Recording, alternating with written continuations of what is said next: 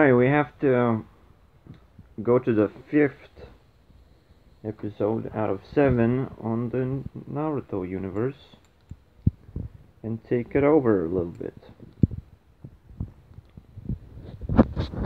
So we kind of establish... let me first introduce some insights that I had. Because I had a work day, and as you can see, my storytelling involves trying to incorporate insights inside of the story. So you have an insight, you learn something, and you also get a story behind it. Now, it's interesting how you can come up with a story, right? What also has to happen, everything has to be consistent and make sense. So that means you can actually believe whatever, even if it's a lie, as long as the story grows. This is the reason why I will repeat the story. And holy shit, right now I have to do something stupid. So I'm not showing my face at the moment. But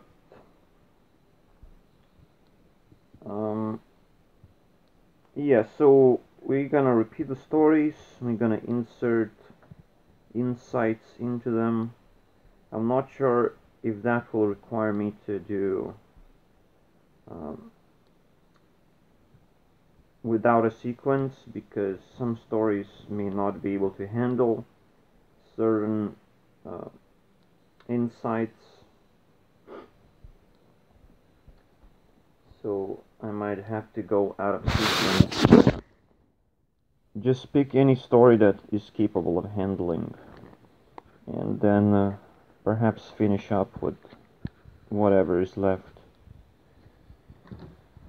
So a sequence may be a little bit more random, because it seems to be meaningless in the first place.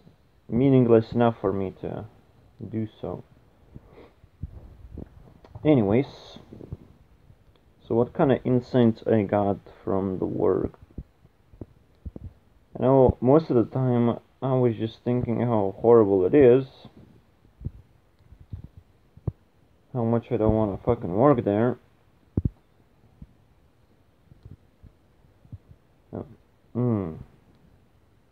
Yeah, at least compared with the last factory. And now I'm like wondering what kind of other experiences are out there in general. It's like, how can you find a job without having experience in many other jobs and all that crap? The same way it's with searching for a partner as well. How can you do that without spending time with a lot of people? And in fact, actually, that's one problem that I may have, because I can't even find people to spend time with. That's how horrible it is. So, and it's not my problem. It's just a problem that at least I can't fix that. I don't see a way to fix that on my side. I just see a problem in general, which I'm trying to kind of diminish. The relationship part, saying that that's it. If you fucking fuck it up, you fuck it up. I guess I can incorporate corrupt a story and remind you of the Creeper's Forge or something like that. But perhaps I'll transition then. So let's say the Creeper's Forge has a lot of metaphors, and I love that shit. Especially the relationship part, where if you create something, you want to do something good, you make an entire forge out of it. that at some point it turns into a profit-based thing, where a forge or a factory turns into like, oh, now let's look at the profit. I'm not gonna look at people anymore, even though that is what's gonna bite you in the ass eventually. But I'm not gonna look at that. I'm just gonna look at the profit. Even though it's kind of like, if you can figure out, it's like, yeah, it will bite the profit as well. So if you're smart enough, you're gonna figure it out. So it depends on the perspective, really.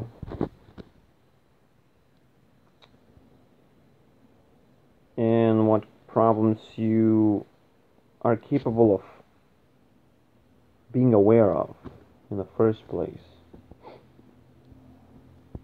That's why another thing that's makes me proud of myself, I find a lot of problems with a lot of things. Sometimes it's fucking retarded. But that's what makes the profit. And yet, it's so complicated. There's so many problems that I just don't want to take control of anything right now.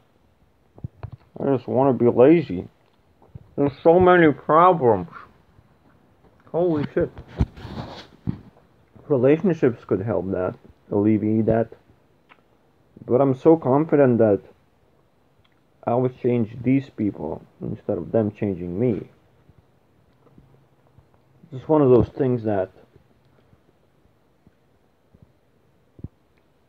yeah, this is very closely related to what Guru and Tenten is going to experience. I mean, they have to win. They have all the responsibility here. Even though Team 7 have been capable of being aware, now they're kind of trapped in their own fantasies. They can come up with anything. They have control. Some control. Not all control. And they think that's enough. Just like Tenten. It's a very similar position right now.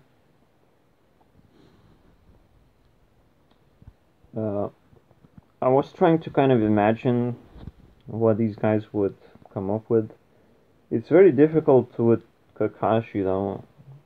It's almost like he would want revenge, just like Sasuke does on his brother, but Kakashi would want to teach people stuff forcefully, almost,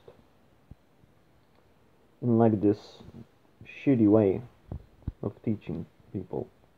I mean, you can find this metaphor all over the place. You want a shitty way to be taught stuff? Well, here you go. Let's embody that with Kakashi. He gets trapped in a chakra tree, and now he's wandering around, trying to teach the sleep. This how do we call? Okay, we can call them a sleep. I want to call them a sheep. A sleep. Okay, we can call them a sleep. All right. So he's trying to educate a sheep, and that will include at some point, and counter the work of Tenten and Guru, the ultimate couple, right? They'll fucking beat up Madara's plan and just release, bring the immunity to the people all faster than infinity. So basically all they have to do is solve problems and say, oh, that's pretty boring, It kind of gives awareness, a little bit of awareness, which clicks in, and it's like, oh yeah, it's totally stupid and boring what I'm doing. That's a lot of what people in real life have to kind of understand. Like, I watch this stupid thing, Matthew Santoro talking about uh, trash items being sold for millions, for a couple millions on average, right? What the fuck is that? How much luck is involved in that? And at the same time, how stupid people are buying things like that instead of buying something more productive, right? More based on a relationship which you can actually enjoy. And this I can't understand. It just fucking destroys my mind. But almost anything what people do these days is shocking. It's fucking ridiculous. Does that include me? I mean, I'm the opposite of that, and yet I'm still shocking. Because I'm not doing these things that other people do. It's incredible. It's like, I am shocking too now. Apparently. That's fucking crazy. At least that makes me interesting, right? For that little moment. Interesting. That's good stuff. Yeah, I'm a little bit destroyed by the work. My nose is clogged up. My voice does have an effect on my voice, so yikes. Every single time that happens, a place is horrible and toxic, and this is the biggest reason to not work there right now. Despite working at nights, working full 12 hours all the time, which is super exhausting, and yet I still see a few nuggets of good stuff. It's like, well, 12 hours is pretty good, because I just have to work 2 days, right? I just have to destroy myself, and if I, survive that properly, if I survive the toxic environment, it's like fucking living in a Tsukuyomi at this point, in a dream world, where I'm being tortured. Although it's kind of a little bit different Dreamworld. It's more like Dreamworld plus Kakashi, right? You're being taught stupid shit. At the same time, you have way too many time for your own thoughts, so... And it's kind of my fault, right? It's like, I could be looking for a job that's more suitable, but how much time does it take? How many resources does it take? Holy fucking shit. I am too lazy for this. Give me a break. It's like there's so many problems when you start being lazy.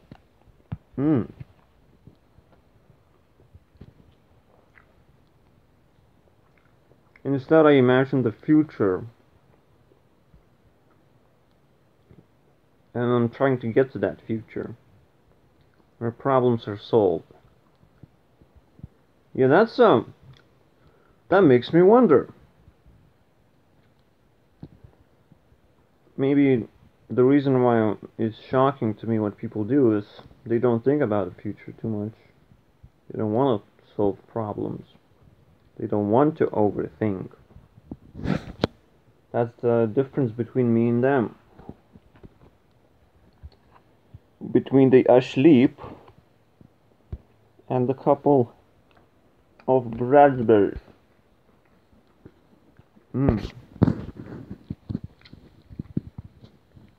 Slamberries, no. I don't have copyright on that idea.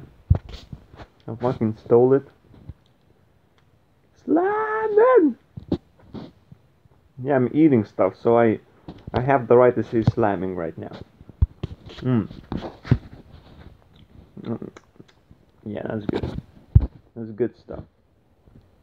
It's slamming.